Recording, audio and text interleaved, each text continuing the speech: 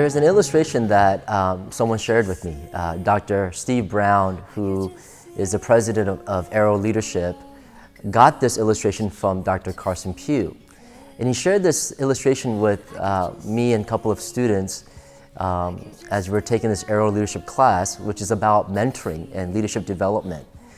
And in this class, in this illustration, he shared about how we all have bungee cords. So imagine if I hook this to the back of someone's pants. It's a bungee cord. And I tell him to kind of walk ahead of me. And of course, if he doesn't go too far, there's slack. It doesn't restrain that person. But the further and further he goes, he's going to feel a strong tension. And more he goes away from me, there's going to be definitely a strong tension that will hold him back. And if I release this bungee cord, something bad is going to happen. Well, I think we all have bungee cords, meaning that there are things that are in our lives that are holding us back. And I think it's important for us to kind of to take a moment to think about and examine our hearts and evaluate what is holding us back in our lives. Is it disappointment in life? Is it fear? Is it rejection? Unconfessed sins? Or unforgiveness? I think these are common bungee cords that we all have in our lives.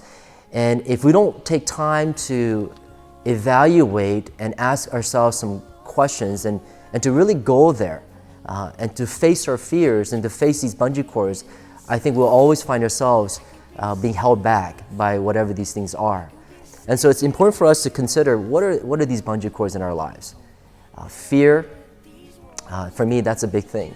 Fear of failure, fear of people, fear of the future, fear of rejection. And so these are things that I feel like sometimes hold me back. And even the bungee cord of unforgiveness. There is people in my life that I can't forgive, and unless I'm able to deal with these things and ask God to come into those situations, these are things that are going to hold us back. Hebrews 12, 1 and 2 says that we are supposed to run this race and to throw off everything that weighs us down, the sin that entangles us. And right now we're running this race for Christ, and unless we're able to let go of these things, you'll find yourself being held back.